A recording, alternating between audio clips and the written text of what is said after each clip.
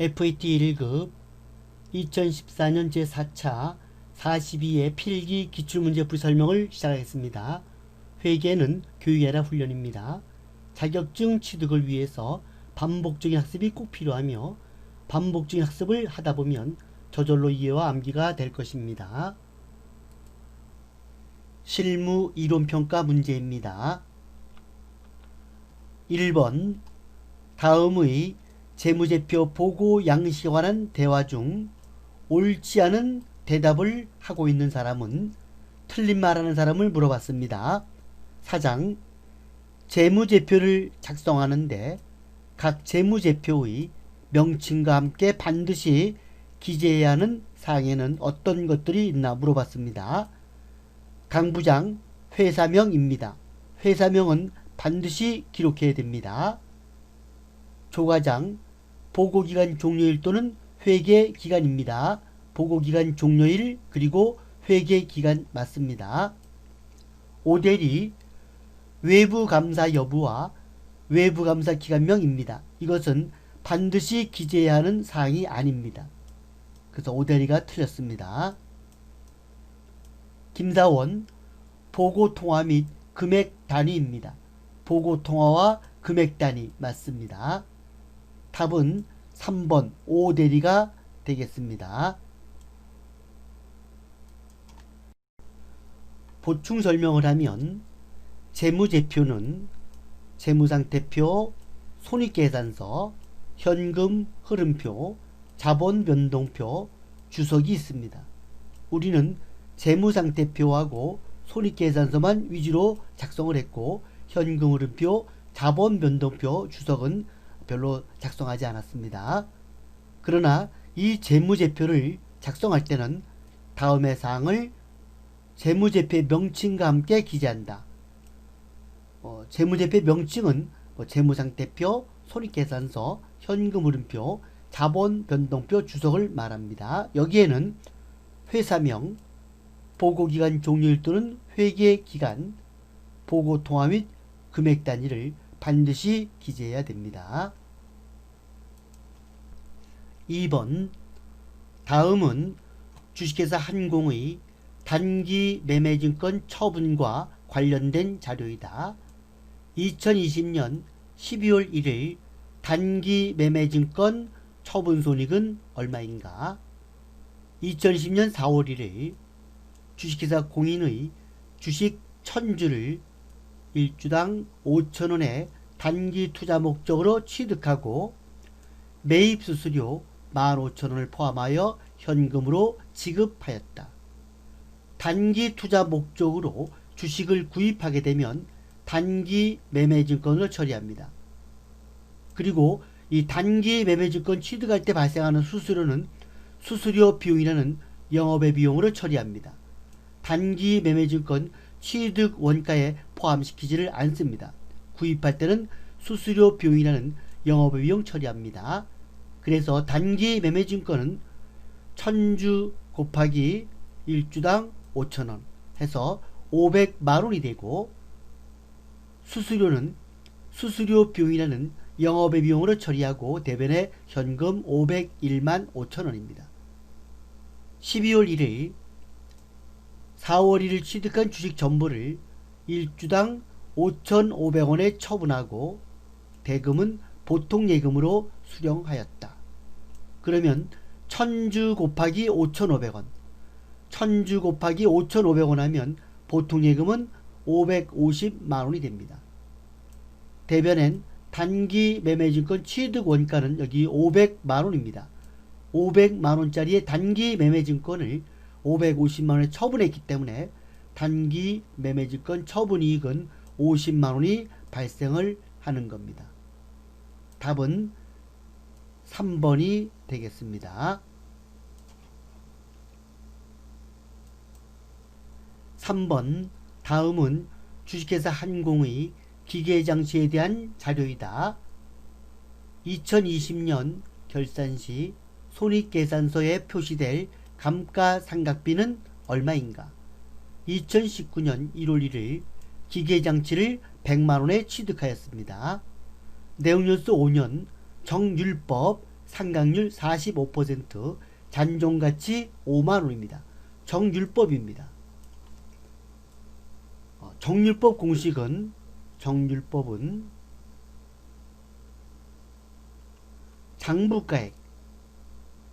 장부가액 곱하기 정률이 되겠습니다. 이 장부가액이라는 것은 취득 원가에서 감가상각 누계액을 차감한 잔액을 말합니다. 여기 2019년 1월 1일에 취득했기 때문에 2019년 여기에 2019년 12월 31일에는 취득원가 100만원이죠. 감가상각 누계액이 없습니다. 그래서 취득원가 100만원 곱하기 상각률 45% 곱하기 0.45 하게 되면 2019년 12월 31일 날은 45만원의 감가상각비를 계상합니다. 지금 문제는 2020년 결산을 물어봤습니다. 그러면 2020년 12월 31일 날은 장부가액은 취득원가 100만원이고 감가상각 누계액이 45만원입니다. 그걸 차감한 잔액은 55만원 55만원 곱하기 0.45 계산하면 24만 7,500원이 됩니다. 지금 문제는 2020년 결산시 손익계산서에 표시될 감가상각비를 물어봤기 때문에 24만 7,500원 3번이 정답이 되겠습니다. 만약에 이 문제가 정률법이 아니고 정액법이었다. 정액법일 때는 내용연수분의 취득원가 마이너스 잔존가치입니다. 여기 보면 내용연수가 5년입니다. 그래서 내용연수 5년분의 취득원가는 100만원 마이너스 잔존가치는 5만원 하게 되면은 19만원입니다. 19만원. 이 19만원을 매년 일정하게 한다. 그래서 정액법입니다. 답이 1번이 되겠죠. 정액법이라면 1번이 정답이 되겠습니다. 다시 설명하면 2019년 결산시 감가상각은 100만원 곱하기 0.45에서 45만원 분기하면 차변의 감가상각비 45만원 대변엔 감가상각 누계액 45만원이 되고 2020년 결산시 감가상각에 대해서는 장부가액이니까 100만원 마이너스 45만원 곱하기 0.45에서 24만 7,500원 차변의 감가상각비 24만 7,500원이 되고 대변엔 감가상각 누계액 24만 7,500원이 되겠습니다. 지금 문제는 요 감가상각비 24만 7,500원을 물어보는 문제였습니다. 4번 다음 중 무형자산에 대한 설명으로 옳은 것은 1. 정률법으로 상각할 수도 있다. 무형자산은 정액법으로 많이 합니다. 정액법 그러나 정률법으로도 할 수가 있고 또 생산량 비례법도 있습니다. 1번 맞습니다. 2번 물리적 형체가 없는 판매용 자산은 무형자산으로 분류한다. 무형자산이 아니지요. 물리적 형체가 없는 판매용 자산은 재고자산으로 분류를 하는 겁니다. 3번 소프트웨어를 구입하는데 지출한 금액은 개발비로 분류한다. 개발비가 아닙니다. 소프트웨어를 구입하는데 지출한 금액은 소프트웨어라는 계정 과목을 사용합니다. 내부적으로 창출한 영업권은 무형자산에 기록한다. 틀렸습니다. 내부적으로 창출한 영업권은 무형자산으로 기록하지 않는다. 그러면 내부적으로 창출한 영업권은 뭐냐 하면 우리 회사가 지금 처분한다면 자본보다 얼마를 더 초과해서 받을 수 있다. 그랬을 때 그 자본을 초과한 부분만큼을 영업권이라고 해서 재무상태표 영업권으로 계상하면 안 된다. 이런 얘기입니다. 그래서 이 영업권은 타 회사를 인수할 때 자본을 초과하여 지급된 부분을 말합니다. 일부에서는 이것을 권리금이라고 합니다. 답은 1번이 되겠습니다. 예를 든다면 재무상태표가 자산이 100원이고 부채가 20원 그리고 자본이 80원인 이런 A 회사를 우리가 인수한다. 만약에 이 회사를 90원에 현금으로 인수했다. 자본보다 10원을 초과해서 지급했죠? 이것이 바로 영업권입니다. 분개를 한다면 차변에 자산 100원, 대변엔 부채 20원, 자본금 대신에 현금 90원, 10원 초과됐죠? 이것을 우리는 바로 영업권이라고 합니다. 그래서 이 영업권은 타 회사를 인수할 때 자본을 초과하여 지급된 부분, 자본을 초과해 지급된 부분이 바로 영업권이 되겠습니다. 5번 다음은 주식회사 한공의 받을 어음에 대한 대손 충당금 계정이다. 결산일 현재 100만원의 받을 어음에 대하여 3%의 대손을 예상할 때 가와 나에 들어갈 금액으로 오른 것은 100만원의 3%입니다.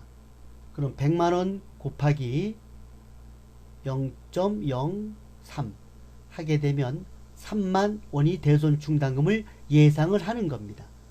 그래서 이 대손 충당금이 가는 이게 바로 차기 이율되는 게 3만원입니다. 그리고 여기 대손 상각비는 여기 2만원에서 8천원 대손 처리가 됐습니다. 2만원 빼기 8천원 하게 되면 12,000원. 12,000원 잔액이 12,000원입니다. 잔액이 12,000원인데 요번에 3만원 설정합니다. 그래서 당기의 대손상각비는 18,000원이 되는 겁니다. 답은 2번이 되겠습니다. 여기 3만원 그리고 18,000원.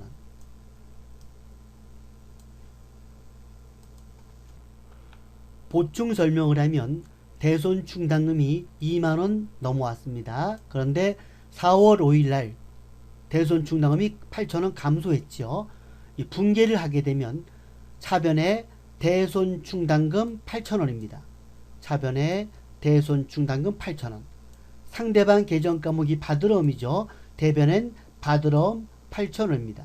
그래서 받으러움 8,000원이 대손된 겁니다. 그리고 12월 31일 날 대손 상각비를 계상하는데 100만원 곱하기 아까 3%에서 3만원이었죠. 그 3만원에서 잔액은 얼마가 되냐면 2만원에서 8천원 뺀 12,000원입니다. 그래서 요 18,000원이 당기의 대손 상각비 추가 설정액이 됩니다. 차변에 대손 상각비 18,000원, 대변엔 대손 충당금 18,000원입니다. 그래서 여기 대손 충당금 계정 대변에 대손 상각비가 18,000원이 되는 겁니다. 나가 18,000원. 그래서 차기 이율 금액은 3만원이 되는 겁니다.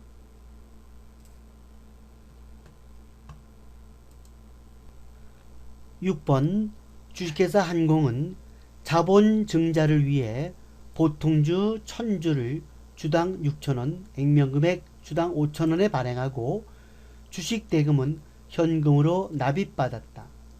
자본 증자일 현재 주식 할인 발행 차금의 잔액이 없다고 가정할 때 주식 발행에 대한 회계 처리로 옳은 것은 자본 증자를 위해서 주식을 발행했습니다. 1000주 곱하기 액면가 5,000원 자본금입니다. 자본금은 액면가고 현금은 천주 곱하기 6천원 해서 600만원이 되겠습니다. 차변의 현금 발행가 600만원, 대변엔 자본금 액면가 500만원. 할증 발행이 있기 때문에 차익이 바로 주식 발행 초과금이 되겠습니다. 답은 2번입니다. 7번 다음 자료를 토대로 계산한 기말 상품 재고액은 얼마인가? 단 원가 흐름의 가정은 선입선출법을 적용한다. 기초상품 재고액 3만원 100개 곱하기 300원, 단기상품 매입액 32만원 1000개 곱하기 320원. 이와 별도로 상품 매입 과정에서 운반비가 28,000원 발생하였고 더해줘야 되겠네요. 매입 할인 15,000원이 발생했다. 요거는 차감을 해야 됩니다.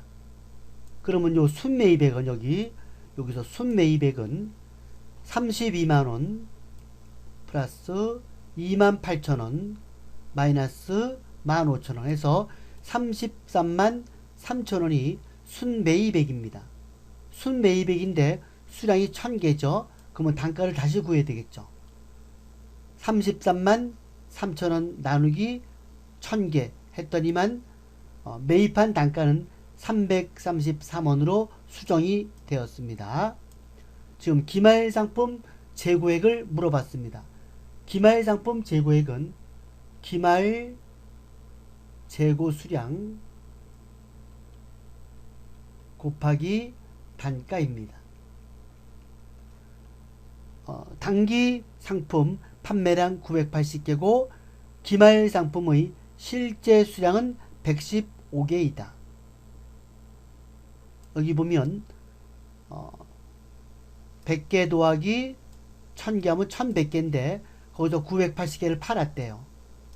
그러면은 원래는 120개입니다. 장부 재고는 그래서 장부 재고는 120개라 이런 얘기입니다.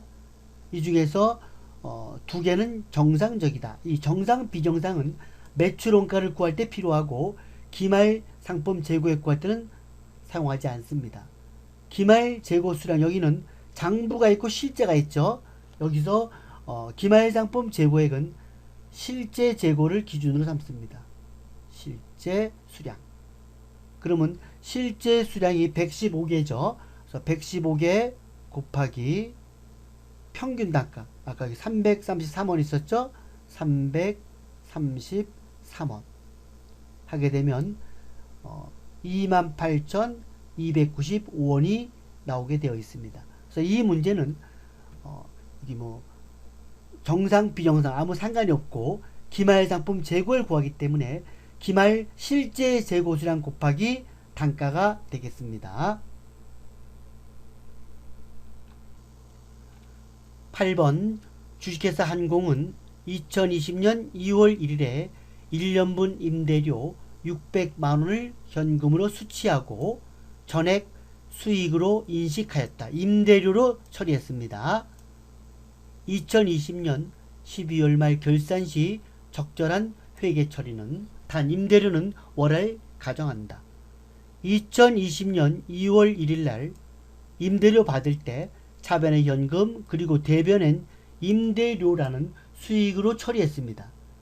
요 임대료는 2월 1일부터 내년도 1월 31일까지입니다. 그래서 올해분은 임대료라는 수익으로 처리하면 되지만 내년치 한 달은 임대료라는 수익에서 차감해줘야 됩니다. 2020년 결산 때 임대기간이 경과하지 아니한 1개월 임대료 50만원에 대해서는 선수수익으로 회계 처리합니다. 600만원 곱하기 12분의 미경과분 1개월입니다.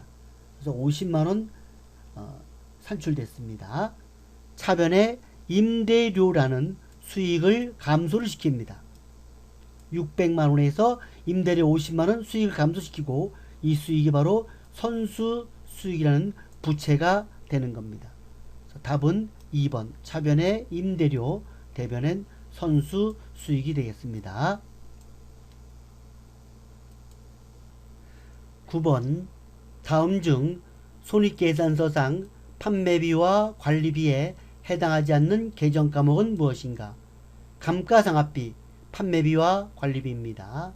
복리후생비, 판매비와 관리비입니다. 경상연구개발비, 판매비와 관리비입니다. 기타의 대손상각비, 영업의 비용입니다. 답은 4번이 되겠습니다. 이 문제가 좀 혼동될 때는 프로그램 계정 과목 및 조교 등록을 참조하면 되겠습니다. 계정 과목 및 조교 등록 메뉴를 클릭합니다. 여기 판매 관리비를 클릭합니다. 판매 관리비,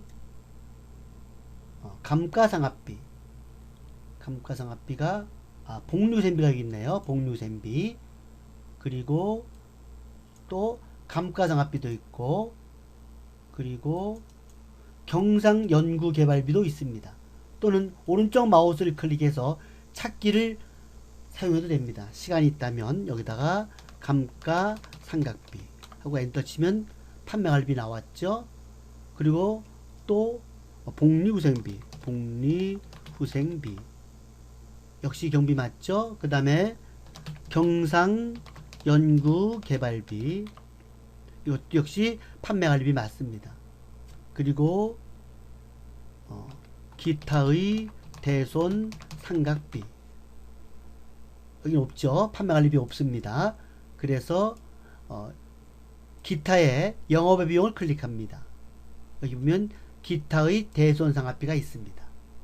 이렇게 활용을 해도 됩니다.